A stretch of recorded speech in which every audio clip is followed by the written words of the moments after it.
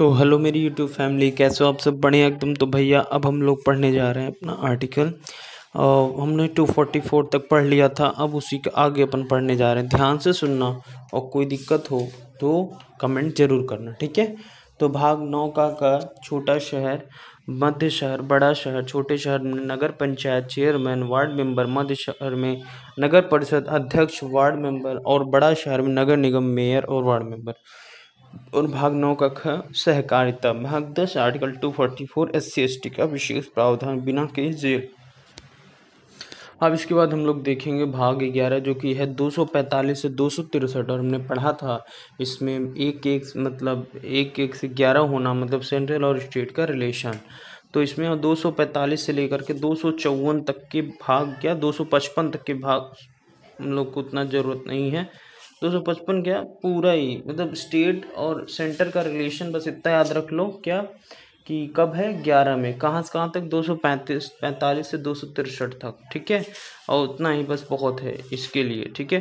अब हम लोग आगे देखते हैं भाग 12 जो कि है वित्त संपत्ति, मतलब वित्त कॉमन संपत्ति पर, ठीक है, पैसे पर, ठीक है। भाग 12 देखते हैं हम लोग। अब जैसे कि सामने आपको भाग 12 दिख रहा है, 264 से कहाँ तक है 300 तक। 264 में कुछ नहीं है, 265 में टैक्स मतलब संसद में टैक्स के बारे में, और 266 में संचित के बारे में बताया गया है, और 267 में आकस्मिक टाइम पर क्या होगा, और 268, 69, 70 ये सब छोड़ो, और 280 में वित्त आयोग में राष्ट्रपति, सुप्रीम कोर्ट के जज और अर्थशास्त्र, और 5 ईयर के टैक्स सेंट्रल और स्टेट दोनों के बारे में 280 में बताया गया है। बाकी और सब 268, 69, 70, 71, 72, 73, आपका 74 से लेकर के पूरा 291 तक हमको ज़रूरत नहीं है, जबकि हमको पता है कि वित्त हमारा 264 से 300 तक है, लेकिन हमको केवल 280 को जानना था वित्त आयोग, और 265 टैक्स संसद का, और 266 संचित, और 267 आकस्मिक निधि। अब हम लोग पढ़ेंगे 292 जो कि केंद्रीय ऋण के बारे में बताएगा, तो उसको भी देखते हैं हम लोग। 292 क्या कहता है कि आपका केंद्रीय ऋण, विदेश संचित निधि, और राज्य ऋण विदेश संचित निधि। मतलब केंद्रीय ऋण जो होगा विदेश में और संचित निधि के थ्रू लिया जाएगा, और राज्य ऋण भी विदेश से संचित निधि, मतलब केंद्र के बिना परमिशन के किसी राज्य को विदेश से ऋण नहीं मिल सकता। और 297 खनिज पर केंद्र का अधिकार, मतलब कहीं भी अगर खनिज होगा तो वहाँ पर किसका अधिकार होगा, हमेशा केंद्र मतलब सेंटर का, ठीक है। ये हो गया हमारा 297 तक, और 98, 99 भी हमारा हो गया। अब हम लोग उसी के आगे देखते हैं अपना क्या, अब हम लोग उसी के आगे देखते हैं कि 300 का क क्या है, क्या देखेंगे 300 का क क्या है, ठीक है। तो देखते हैं इसको भी हम लोग 300 का क, ठीक है। तो भाई हमारे आर्टिकल 300 का क ये है कि संपत्ति जो अधिकार था, जो कि हमारा भाग 19 में था 7वां, उसको 300 के क में डाल दिया गया कि वो कानूनी अधिकार हो गया। मतलब आर्टिकल 31 का मूल अधिकार से हटा के 44th अमेंडमेंट 1978 में से कानूनी अधिकार बना दिया गया 300 के क में, ठीक है। और 301 उतना ज़रूरी नहीं है। अब हम लोग जस्ट इसी के आगे देखेंगे, ठीक है। तो भाई भाग 11 हो गया, भाग 12 हो गया। अब भाग 13 जो कि भारत में व्यापार वाणिज्य मतलब बिजनेसमैन के लिए, ठीक है। जैसा कि मैंने आपको ट्रिक में बताया था कि पहला क्या था, पहला राज्य प्लस यूटी, दूसरा नागरिकता, तीसरा फंडामेंटल राइट, चौथा आपका डीपीएसपी, चौथा का फंडामेंटल ड्यूटी। फिर उसके बाद ट्रायंगल में पहले यूनियन, फिर स्टेट, फिर 7वें में 7 फेरे नहीं लेंगे। पार्ट 8 यूटी, पार्ट 9 स्थानीय पंचायत, पार्ट 10 SC/ST, फिर उसके बाद पार्ट 11 1 से 11 स्टेट और सेंटर का रिलेशन, फिर पार्ट 12 दहेज या पैसा, फिर पार्ट 13 जो कि है व्यापार, जो कि 301 से 307 तक में है। आर्टिकल 301 कहता है भारत में व्यापार और वाणिज्य की स्वतंत्रता है। और आर्टिकल 303 कहता है क्या, आर्टिकल 302 कहता है कि सुप्रीम कोर्ट, और याद रखना आर्टिकल 303 कहता है कि सुप्रीम कोर्ट और हाई कोर्ट को यह अधिकार है, मैं थोड़ा उल्टा लिख दिया हूँ, ऊपर वाला 303 नीचे वाला 302 है। तो हम लोग एक काम करते हैं कि 303 पहले पढ़ लेते हैं कि सुप्रीम कोर्ट और हाई कोर्ट को यह अधिकार है कि नियम बनाने पर संसद और उस राज्य के विधानमंडल पर रोक लगा सकती है जो एक दूसरे को प्रभावित करता हो।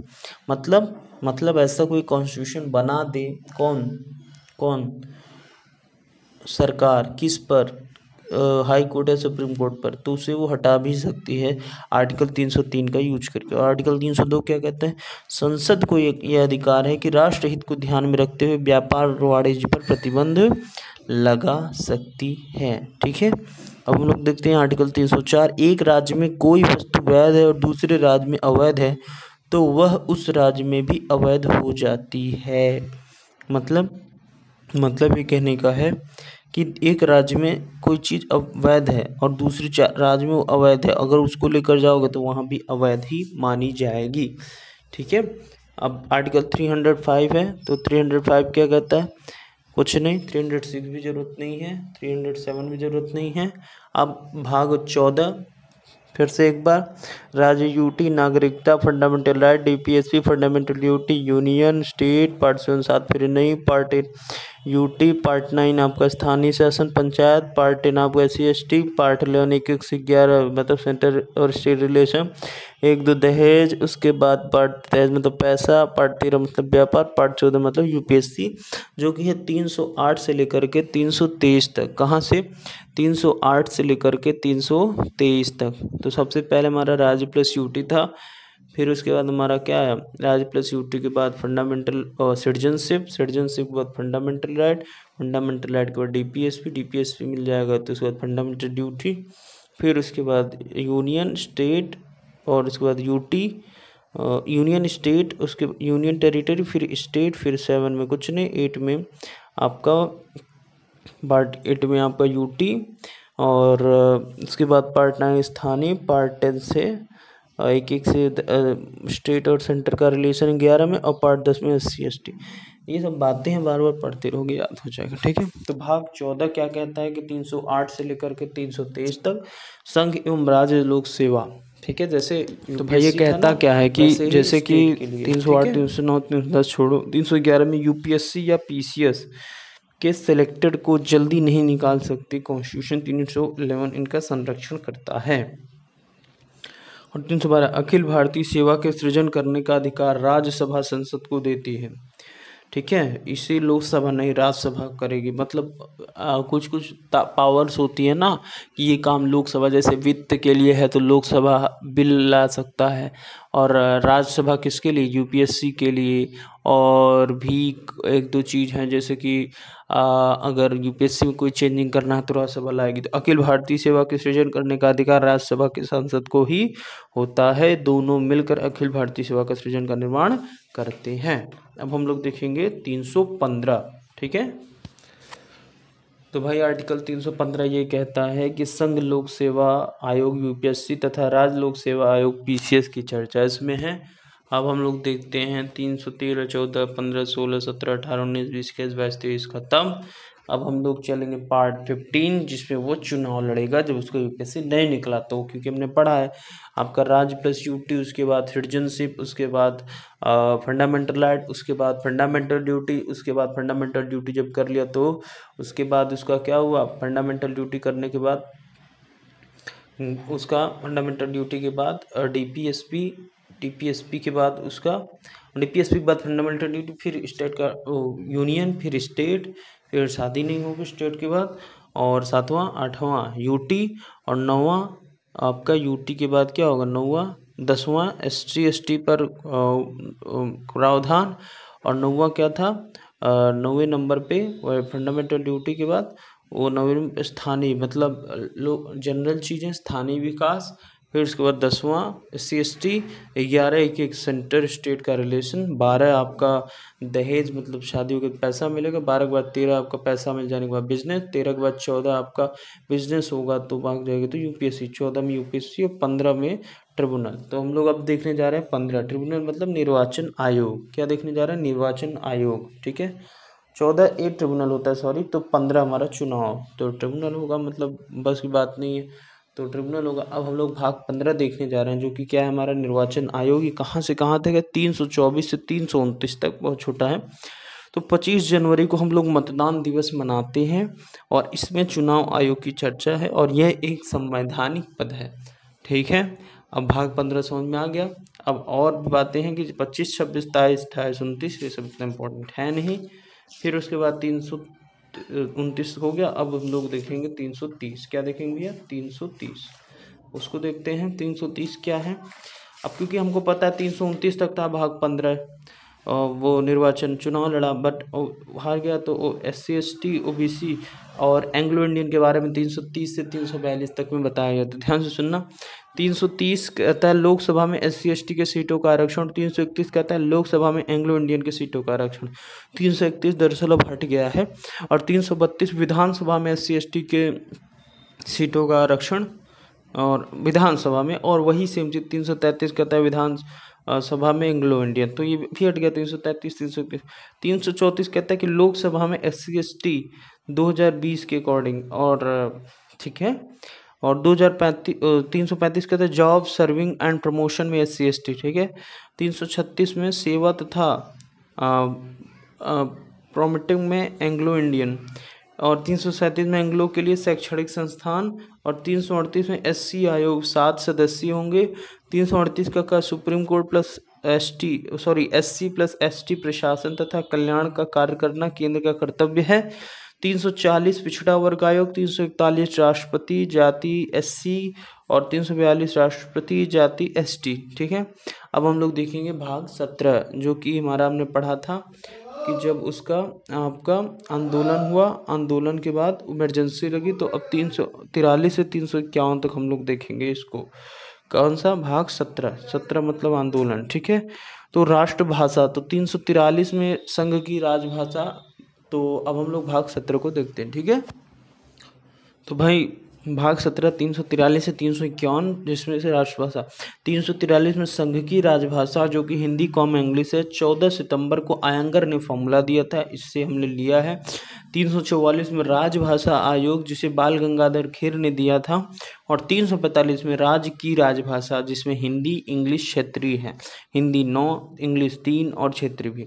अब बाकी 346 47 48 49 50 नहीं, 350 का क्या याद रखना, प्राथमिक शिक्षा किसमें होनी चाहिए, मातृभाषा में होनी चाहिए। प्राथमिक शिक्षा किसमें होनी चाहिए, मातृभाषा में। तो हम लोग कहाँ तक पढ़ ली, 351 तक। अब हम लोग इसी का आगे बढ़ेंगे। आगे क्या है हमारा, ध्यान से सुनना, कोई दिक्कत हो तो कमेंट जरूर कर देना, ठीक है। तो हम लोग कहाँ तक पढ़ लिए थे, 351 तक। अब हम लोग पढ़ने जा रहे हैं 352, क्या पढ़ने जा रहे हैं 352, ठीक है। 351 हो गया, आर्टिकल टोटल 352 है ही, तो आर्टिकल एक तरह से समझ लो कि खत्म। 395 है, तो 351 हो गया, 352 की जरूरत नहीं है। अब हम लोग भाग अब अपना कौन सा पढ़ेंगे, उसके आगे देखते हैं उसको भी। तो भाई भाग 18 आपातकाल, जब इमरजेंसी लगा तो आपातकाल होगा। भाग 18 मतलब 352 से 360, जिसमें 352 राष्ट्रीय और 356 राजकीय और 360 वित्तीय। राष्ट्रीय जो लगाएगा प्रेसिडेंट ही, राजकीय भी प्रेसिडेंट और वित्तीय भी प्रेसिडेंट। राष्ट्रीय के मंत्रिमंडल लिखित में देंगे तब लगेगा, और राजकीय में मंत्रिमंडल ओरल देंगे, और वित्तीय में भी मंत्रिमंडल ओरल देंगे। और राष्ट्रीय में 30 दिन के अंदर अंदर हटाना पड़ेगा, या तो फिर अगर नहीं हटाना तो 2/3 भाग से उसको पारित करना पड़ेगा। राजकीय जो कि 356 में था, ये 60 दिन के लिए होगा, और अगर इसको और करना है तो 1/2 करना पड़ेगा। और वित्तीय 360 है, जो कि 60 दिन के लिए ये भी है, और इसको भी अगर पारित रखना है तो 1/2 से पारित करना पड़ेगा विधानसभा में। तो अब हम लोग देखेंगे भाग 19, जो कि हमारा 361 से 367 तक है। हमने 352 से 360 में 3 पार्ट जरूरी था, 52 56 60 उसको देख लिया। राष्ट्रीय राजकीय वित्तीय। अब हम लोग देखेंगे भाग 19 प्रिविलेज मतलब देखते हैं कौन कौन। तो भाई प्रिविलेज 361 से 367 तक। 361 राष्ट्रपति, राज्यपाल और आउटर राष्ट्राध्यक्ष पर फौजदारी कभी नहीं चलेगा, फौजदारी मुकदमा कभी नहीं चलेगा जब तक ये लोग राष्ट्राध्यक्ष बाहर का या कोई राष्ट्रपति या राज्यपाल होगा। और 362 राजा का विशेष प्रावधान, ये हट चुका है। 363 में लिखा है कि अंतरराष्ट्रीय संधि पर न्यायालय कोई भी हस्तक्षेप नहीं करेगा, जो कि हमारे DPSP का लास्ट आर्टिकल है, उसके थ्रू हम जाते हैं। 364 में कहता है कि एयरपोर्ट, महापत्तन, बंदरगाह ये सब सेंट्रल गवर्नमेंट कंट्रोल करेगी, भले किसी भी राज्य में हो। तभी वहाँ CRPF ये सब लगे रहते हैं। ठीक है। 365 कहता है केंद्र सूची में अवेलेबल ऑल पॉइंट को स्टेट को मानना पड़ेगा। और DGCA मतलब director general of civil aviation. 366 कहता है कुछ चीज़ों की परिभाषा, जैसे एग्जाम्पल में एंग्लो इंडियन। ठीक है। 367 में इंटरप्रिटेशन मतलब निर्वचन के बारे में बताया गया है कि कोई ऐसे वर्ड जो बहुत टफ हो, ना समझ में आए, उनके बारे में। तो हमने भाग 19 प्रिविलेज मतलब इम्पोर्टेंट चीज़ों को देखा। अब हम लोग देखेंगे भाग 20 जो कि हमारा संशोधन के बारे में है। तो कोई भी संशोधन नॉर्मल होता है अगर सुधार, तो उसे साधारण बहुमत मतलब 1/2 से पारित कर देते हैं। कोई मुख्य संशोधन जो कि विशेष बहुमत के आधार पर होता है तो उसे 2/3 मतलब 66%।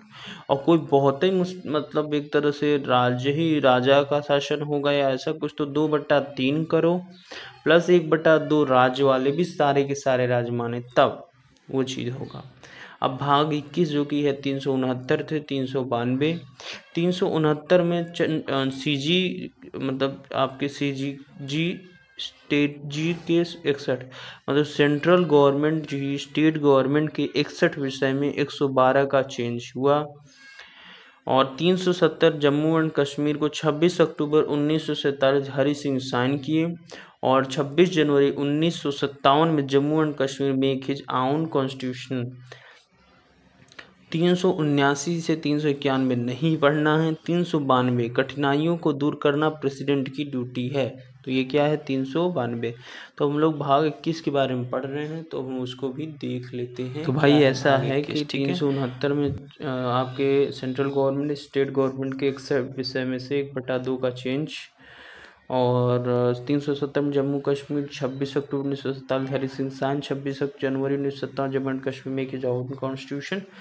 और यहाँ पर 3 ऐसे सिटीजन दोहरी नागरिकता। ठीक है, याद रखना। तो 371 महाराष्ट्र गुजरात।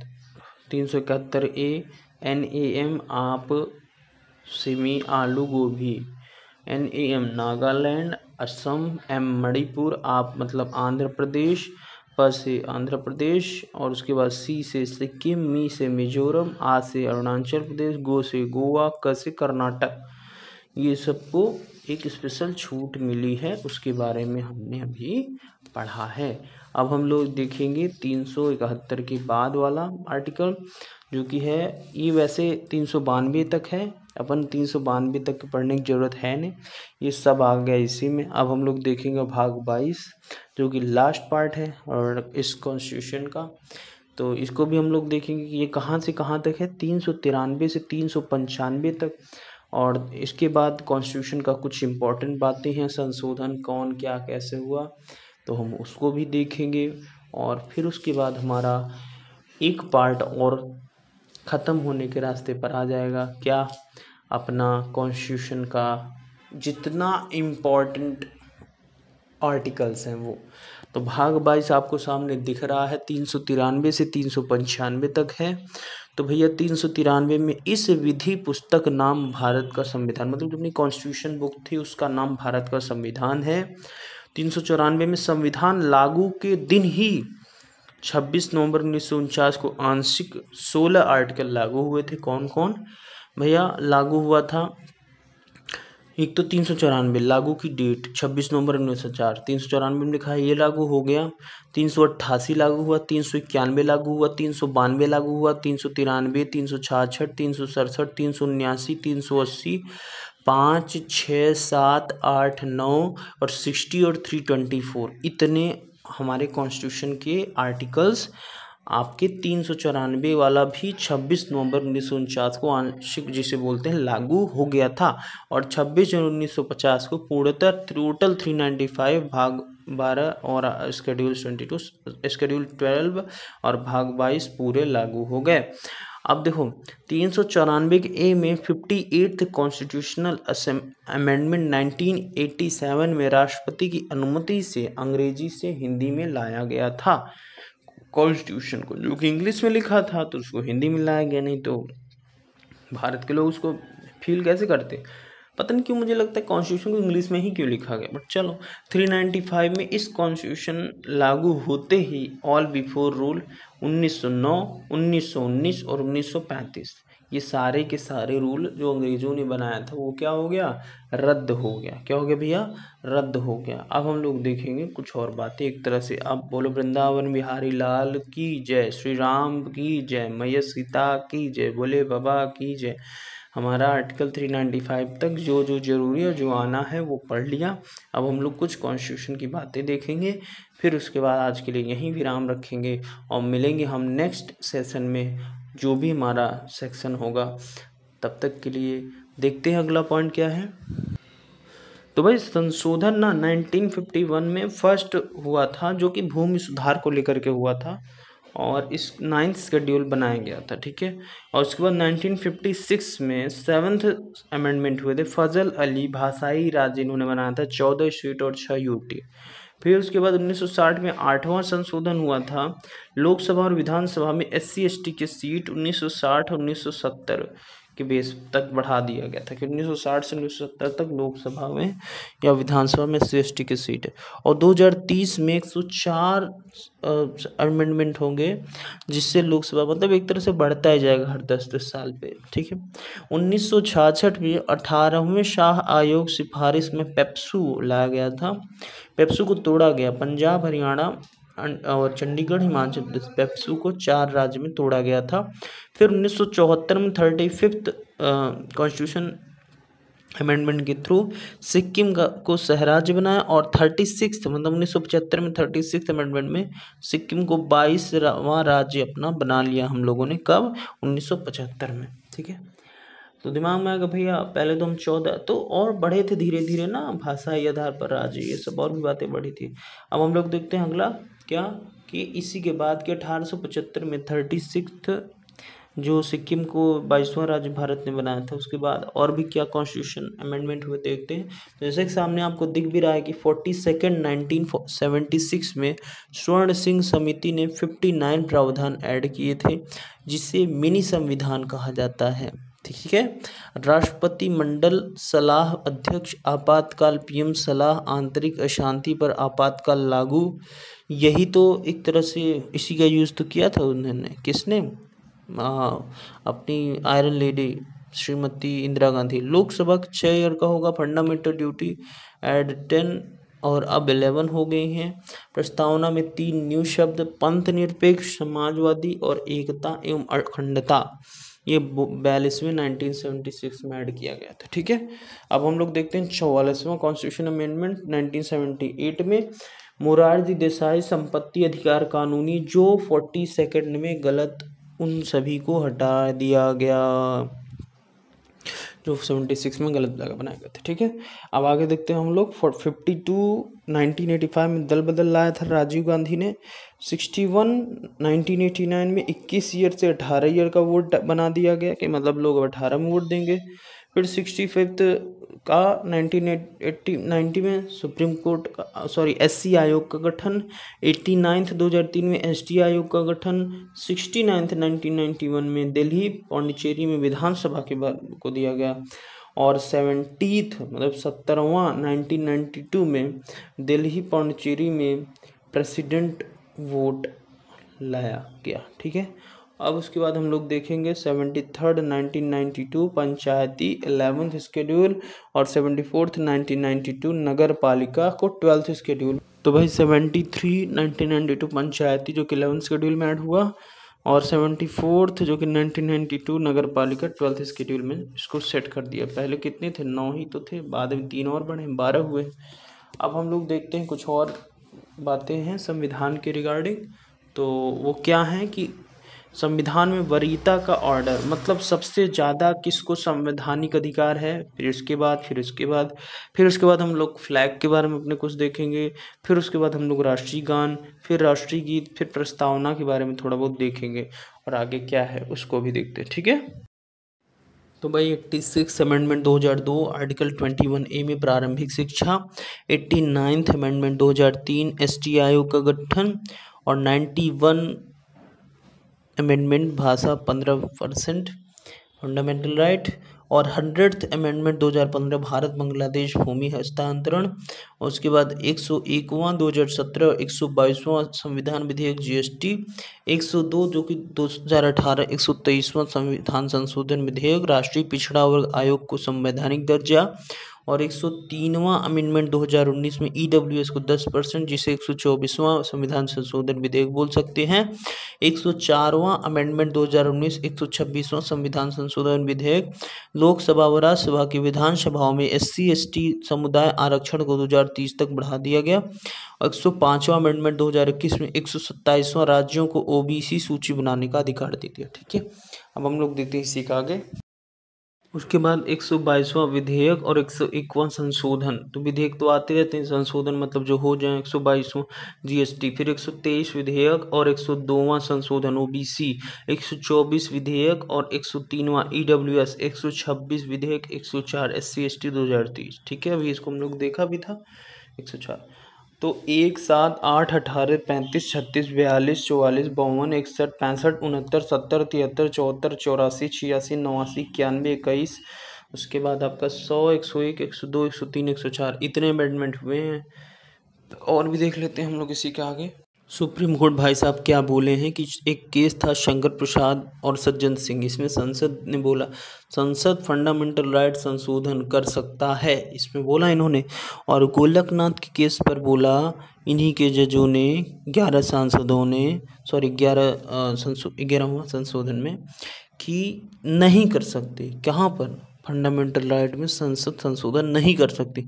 और वहीं केशवानंद भारती 13 जज की पीठ ने, जिसमें से 7 और 6 के रेशियो में बोला कि मतलब 7 ने पक्ष में 6 ने विपक्ष में बोला कि संसद फंडामेंटल राइट पर संशोधन कर सकती है। मतलब केशवानंद भारती वर्सेस केरल सरकार थी, भले केरल गवर्नमेंट जीत गई लेकिन फंडामेंटल राइट पर संशोधन होगा। बट ये टोल्ड बाय SC की कॉन्स्टिट्यूशन का मूल ढांचा चेंज कभी नहीं होगा।